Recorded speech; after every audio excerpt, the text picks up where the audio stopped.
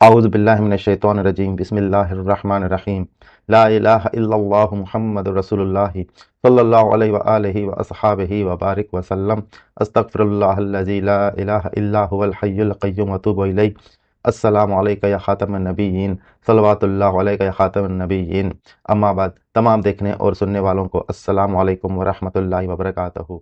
نبی کریم صلی اللہ علیہ وآلہ وسلم ممبر پر چڑھنے لگے، مسجد نبوی کے ممبر پر چڑھنے لگے۔ جب آپ نے پہلی سیڑھی پر قدم رکھا تو فرمایا آمین۔ پھر آپ صلی اللہ علیہ وسلم نے دوسری سیڑھی پر قدم رکھا تو آپ صلی اللہ علیہ وسلم نے فرمایا آمین، اور جب تیسری سیڑھی پر قدم رکھا اور پھر فرمایا آمین۔ صحابہ کرام نے عرض کیا یا رسول اللہ صلی اللہ علیہ وسلم، ہم نے آپ کا 3 مرتبہ آمین فرمانا سنا ہے۔ حضور صلی اللہ علیہ وسلم نے فرمایا جب میں نے پہلی سیڑھی پر قدم رکھا، جبریل علیہ السلام میرے پاس آئے اور بولے بدبخت ہو وہ شخص جس نے رمضان کو پایا اور پھر رمضان گزر گیا اور اس کی مغفرت نہ ہوئی۔ تو حضور صلی اللہ علیہ وسلم نے فرمایا میں نے کہا آمین۔ پھر جبریل علیہ السلام نے کہا بدبخت ہو وہ جس نے ماں باپ دونوں یا ایک کو پایا پھر انہوں نے اسے جنت میں داخل نہ کیا۔ میں نے کہا آمین، یعنی ماں باپ کی خدمت کر کے، ماں باپ کی دعائیں لے کے اس نے اپنے آپ کو جنت کا مستحق نے بنوا لیا، تو وہ انسان بدبخت ہے۔ پھر جبریل علیہ السلام کہنے لگے بدبخت ہے وہ جس کے سامنے آپ محبوب صلی اللہ علیہ وسلم کا ذکر کیا جائے اور وہ آپ صلی اللہ علیہ وآلہ وسلم پہ درود نہ پڑھے۔ اللہم صلی علی سیدنا محمد النبی الامی وعلی آلہ وصحبہ وبارک وسلم۔ تو حضور صلی اللہ علیہ وسلم فرمایا میں نے کہا آمین۔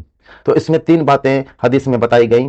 نمبر 1، جس نے رمضان کو حاصل کیا اور اس کے ذریعے اپنی مغفرت نہ کروائی وہ شخص بدبخت ہے، اور وہ شخص جس نے ماں باپ کو اپنی زندگی میں حاصل کیا یا کسی ایک کو حاصل کیا اور ان کی دعاؤں کے ذریعے، ان کی خدمت کے ذریعے، ان پر احسان کے ذریعے اپنے اوپر جنت کو واجب نہ کروایا، تو وہ بھی شخص بدبخت ہے۔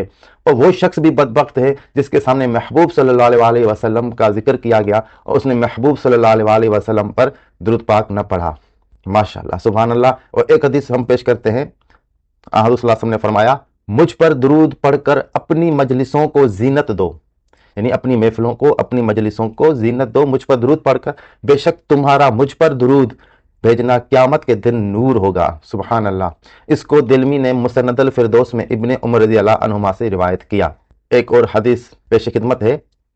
حضرت عثمان رضی اللہ عنہ نے نبی اکرم صلی اللہ علیہ وآلہ وسلم سے ان فرشتوں کی تعداد پوچھی جو انسان پر مقرر کیے گئے ہیں۔ حضور صلی اللہ علیہ وسلم نے فرمایا ہر آدمی کے ساتھ 10 فرشتے دن کو اور 10 فرشتے رات کو مقرر ہوتے ہیں، ایک دائیں طرف ایک بائیں طرف، 2 اس کے آگے ہوتے ہیں اور 2 اس کے پیچھے ہوتے ہیں، 2 اس کے ہونٹوں پر مقرر ہوتے ہیں جو سورہ محمد صلی اللہ علیہ وآلہ وسلم پر پڑھا جانے والا درود محفوظ کرتے ہیں، اور 2 اس کی پیشانی پر، ایک اس کی پیشانی کے بال پکڑے ہوتا ہے، اگر عاجزی ان کا ساری کرے تو وہ اس کی عزت کو بلند کرتا ہے، اس کا مرتبہ بلند کرتا ہے، اور اگر تکبر کرے، فخر کرے تو اس کو پست کرتا ہے، اور 10واں سونے کی حالت میں اس کے منہ میں سانپ داخل ہونے سے روکتا ہے۔ سبحان اللہ۔ اس کو الطبرانی نے اپنی تفسیر میں کنانہ ادبی سے روایت کیا۔ درود پاک کی سب سے بڑی جو نعمت ہے وہ یہ ہے کہ درود پاک پڑھنے سے ایک مسلمان مومن کو نبی پاک صلی اللہ علیہ وسلم کی شفاعت نصیب ہوتی ہے۔ شفاعت کے متعلق سورہ بقرہ میں آیت الکرسی میں اللہ پاک نے فرمایا من ذا الذی یشفع عندہ الا باذنہ، اللہ پاک کے آگے کوئی بھی شفاعت نہیں کر سکے گا مگر اس کو جس کو اللہ کی طرف سے اذن حاصل ہو۔ تو محبوب صلی اللہ علیہ وسلم کو اللہ تعالیٰ نے شفاعت کبریٰ کا مقام عطا فرمایا۔ سبحان اللہ، جزاک اللہ۔ یہی وہ شفاعت کبریٰ ہے، یہی وہ مقام محمود ہے جس کا اللہ تعالیٰ نے ان سے وعدہ فرمایا ہے اور جس کا قیامت کے دن پوری طرح اظہار ہوگا۔